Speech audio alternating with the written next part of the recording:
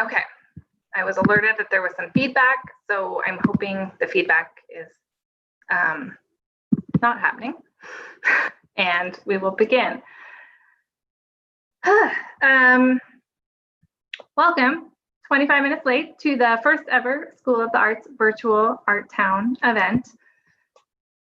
This evening, we kick off a series of 3 25-minute happy hour events designed to share some of the incredible art that is being created at the University School of the Arts. I apologize that we are already 25 minutes in, so please hang tight if you can and join us for another 25 minutes.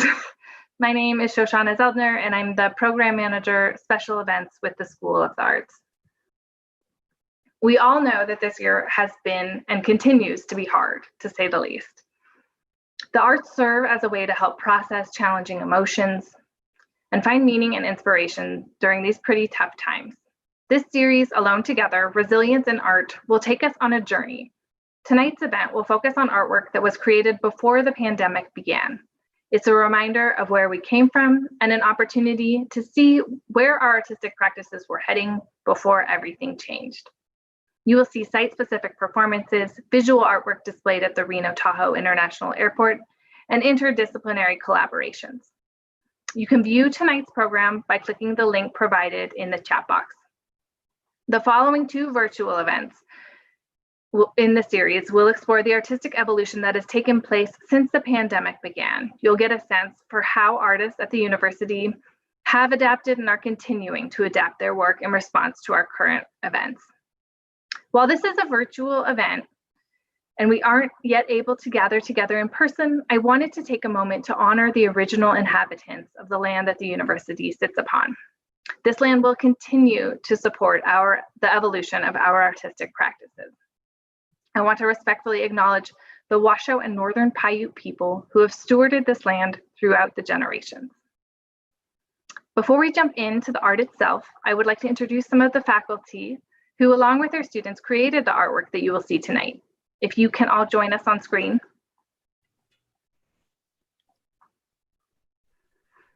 Yay, that worked. I've asked everyone to introduce themselves, share their preferred gender pronouns, and also tell us what beverage they've brought tonight to this happy hour. So I will kick that off quickly by saying that I identify as she, her, and hers, and I have brought a rosé to keep it simple for my first virtual event, which I literally had 1 sip of, but somehow that threw the whole thing off, I guess. I'll invite Vivian to introduce herself. Hi, I'm Vivian Zavataro. I'm the director of the Lilly Museum of Art. I identify with she, her, and hers, and I brought my water because I'm in my office.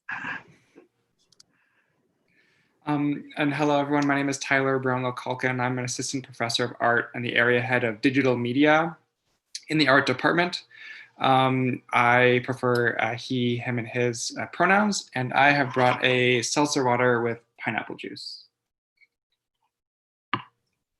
Hi, everyone. I'm Carrie Cunningham, Associate Professor of Dance in the Department of Theater and Dance. I identify with she, her, and I have an Italian summer sipper, which I shall provide the recipe to if you should like it. You can just ask in the comments. It was more full before Shosh underwent her her grueling introduction into virtual land, but well managed, Shosh. Cheers. I'm Jean-Paul Perrot. I'm Assistant Professor of Music Composition in the Music Department. I prefer the pronouns he and his, and I'm featuring a bubbly San Pellegrino. Cheers, everyone. Thank you all so much. You can all, yeah, thank you. Great, so one more reminder that tonight's program is linked in the comments box. So hopefully you can click it there if you'd like to see everyone involved. And with that, we will begin. So right before the pandemic began, the School of the Arts installed an exhibition at the Reno Tahoe International Airport that featured more than 50 students and faculty in the School of the Arts. And we were thrilled to have this exhibition with so much foot traffic and exposure little did we know that the pandemic would ensue, and that would not be the case. So we were really lucky to have been able to create a few videos that capture the essence of the exhibition Connections. And tonight is the first time that we will share a couple of these videos with you. The first video that we will show gives a quick overview of the curatorial lens that informed Connections.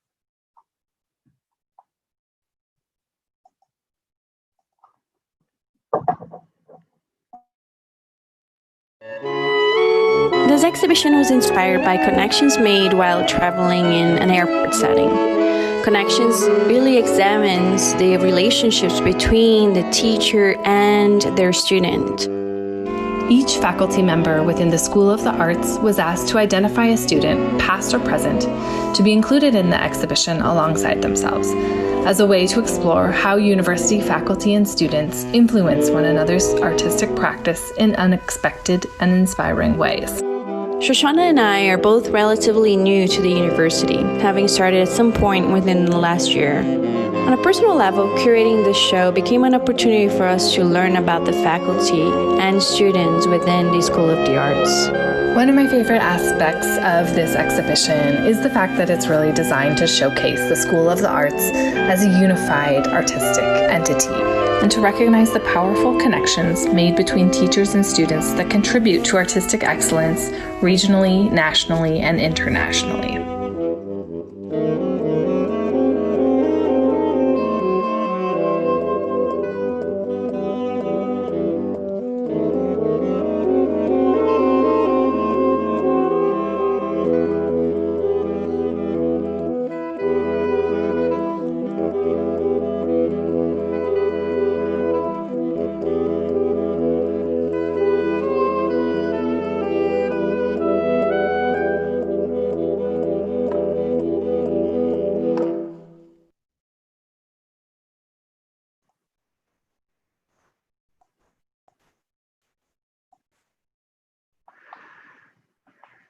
All right, this next video offers a glimpse into some of the site-specific work that was part of the exhibition. This past January and February, dance faculty member Carrie Cunningham worked alongside 12 alumni to co-choreograph a site-specific dance that's featured in the next video called Line Dance. Carrie has since choreographed and videotaped a follow-up performance that will be featured during the final event of this series.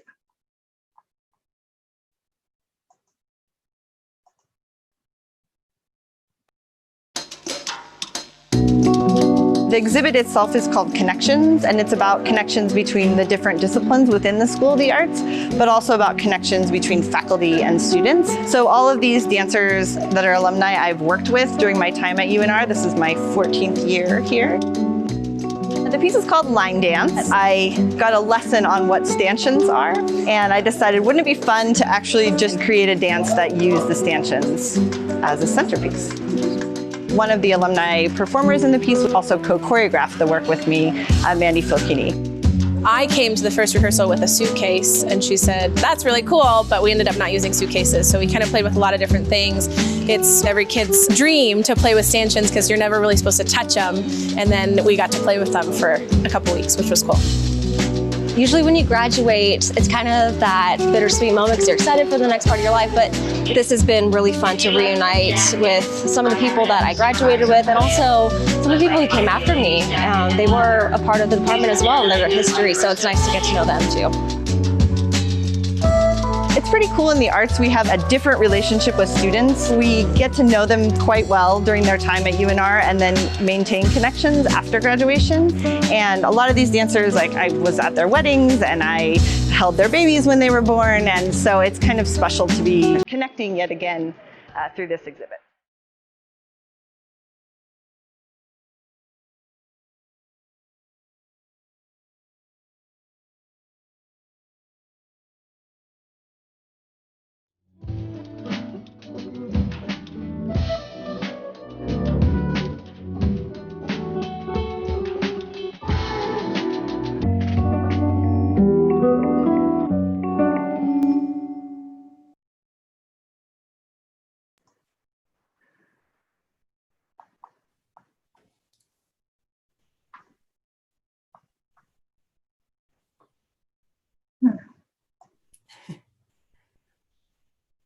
my collaborators.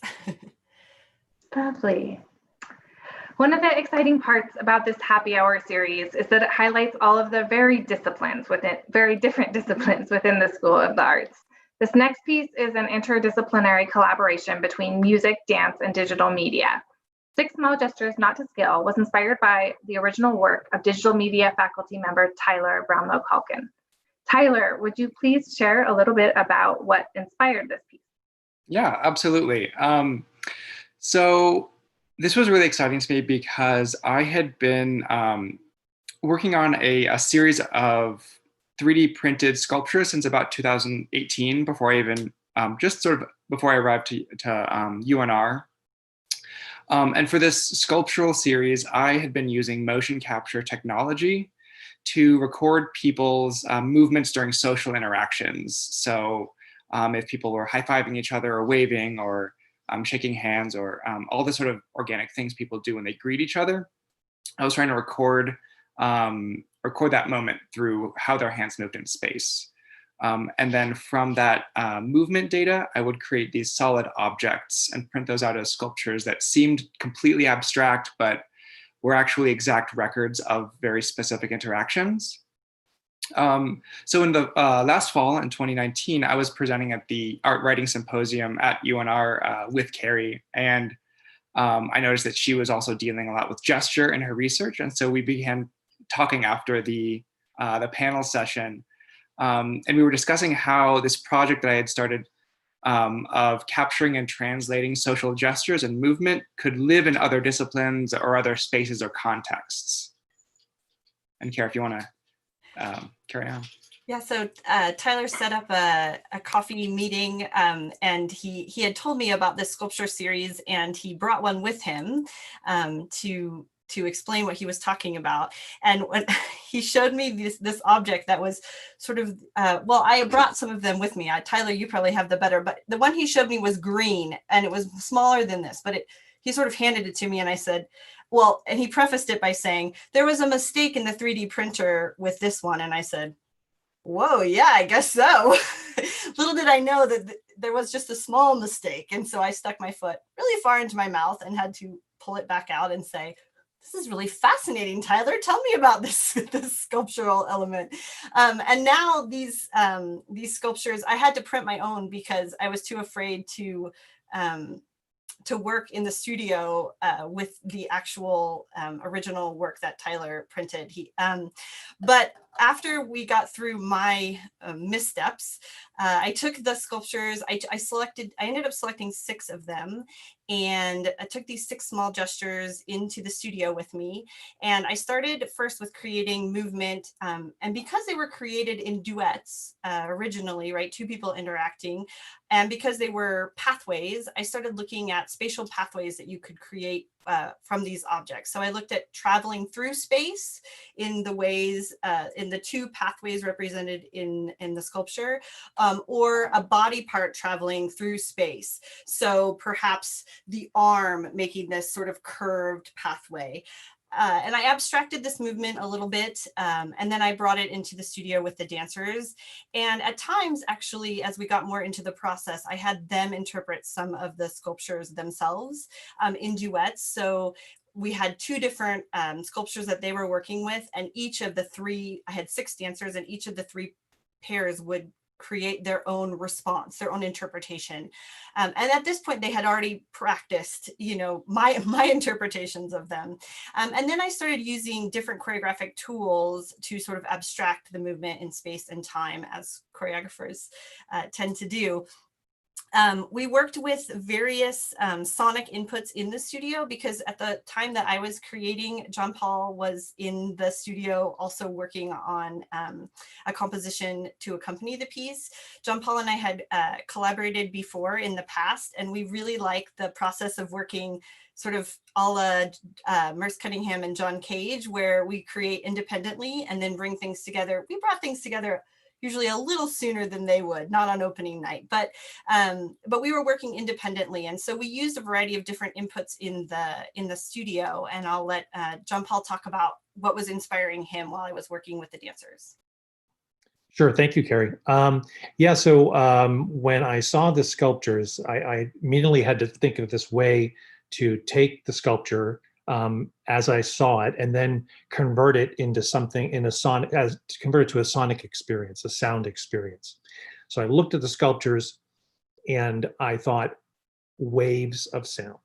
That's how I interpreted this gesture that that Tyler had taken the data of the action of the gesture, and then how Carrie was interpreting the sculptures as well, the gestures. So what I did was I recorded about 45 minutes of howling guitar feedback, very loud.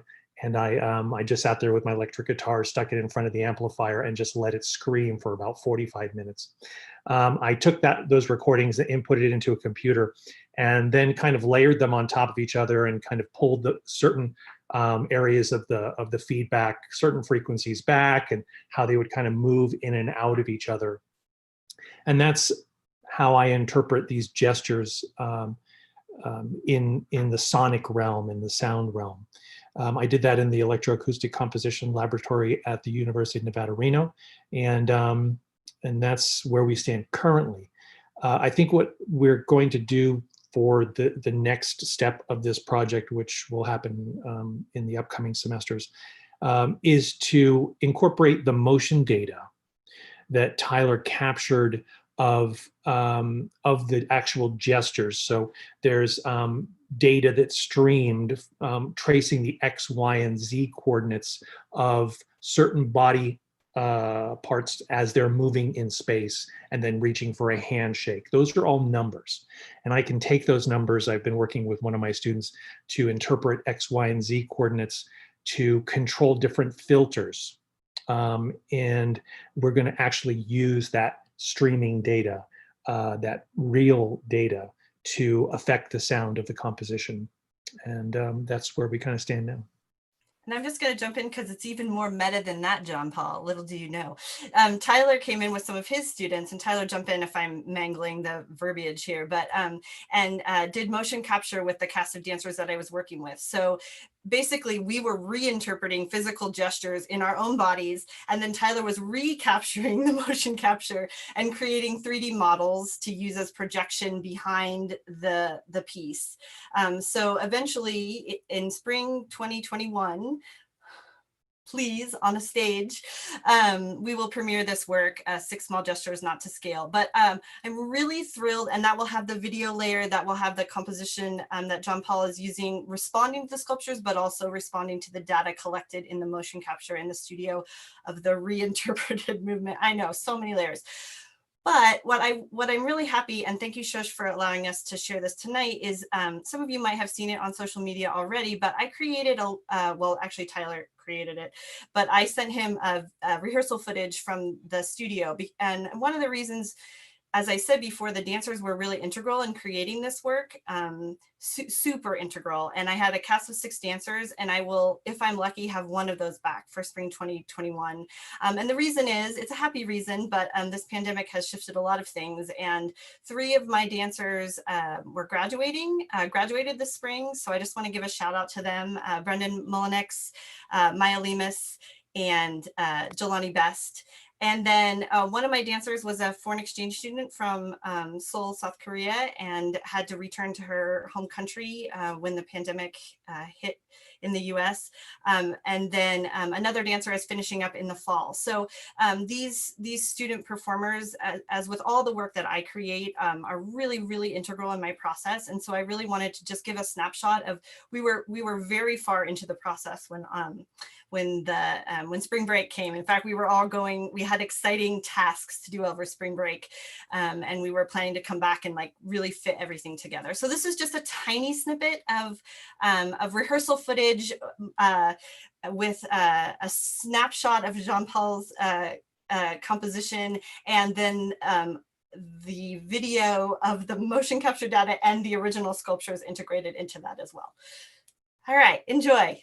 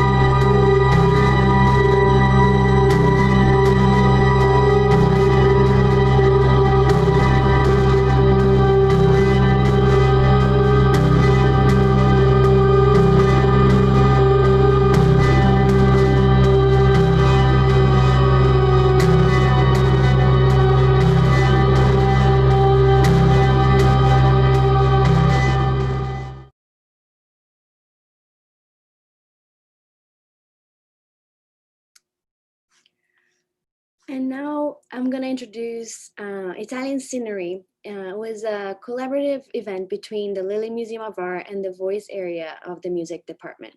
This was the closing event for our exhibition Piranesi and the Eternal City. We featured 8 students that you'll see in this video singing famous Italian songs from Piranesi's times.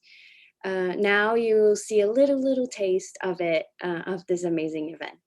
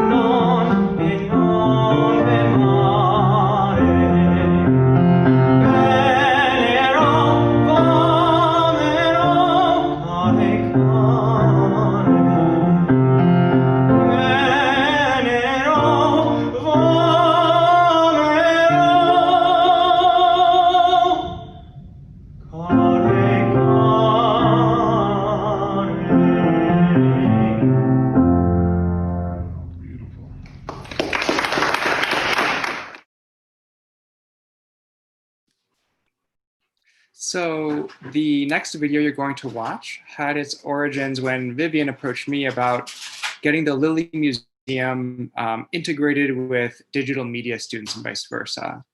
And I was teaching a class called Sound and Image, and I brought my students to the Lilly Museum to see the incredible permanent collection of objects. Vivian gave us a tour, and I asked each of my students in that class to select a piece from the permanent collection that they resonated with and respond to it by creating a video or an animation. So some students riffed on formal qualities they were drawn to in their chosen artwork, while others updated the work with contemporary political content, or explored the history of the artist and subject matter. But I wanted to bring this project in direct conversation with the collection and sort of bring digital media and technology and accessibility into the museum. So all of my students actually use an augmented reality platform called Artown, and they overlaid their animation over the artwork that they had chosen. So anyone could go into the permanent collection gallery, and with a smartphone or tablet, they could see this response piece in dialogue with the collection in AR through their phone. So in this short video, you will see works by students of mine: Lexi Aldrich, Mason Campbell, Olivia Graneman, Anthony Herring, Kevin Karestik, Kelsey Lee, and Lily Wilson. And the original artworks that they responded to are at the beginning of each clip. And just one note, the first few don't have any sound. So if you don't hear anything right away, that's not a problem. You'll hear the sound when it comes on.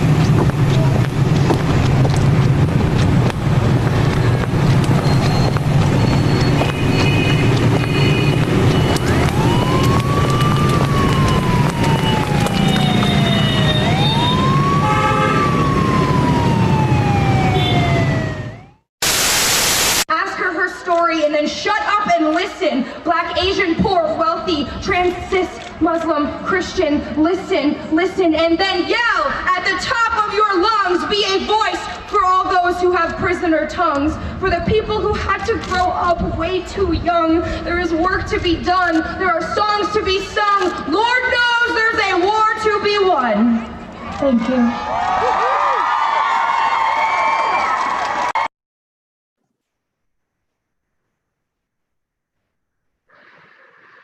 I want to extend my gratitude to all of the students and faculty who created artwork that was included in tonight's event. Thank you to those of you who joined me up here on screen, who assisted behind the screens, and who are watching from your own screen. Our audience experience is quite different right now, and we are so appreciative of your support. I also really want to thank everybody involved for your patience with me troubleshooting for the first time. I apologize for our huge delay, and just thank you. I'm grateful for your patience in this. I hope that you will join us next Thursday, July 16th, this time for real at 5 p.m. As we share artwork that was created during this past spring semester while we were under stay-at-home orders. Next week's event includes a live theater production that you will not want to miss. You will be impressed and inspired by how all of the artwork featured in the next 2 events of this series poignantly capture our new reality. Cheers! Stay healthy and have a lovely evening. Thank you for joining us.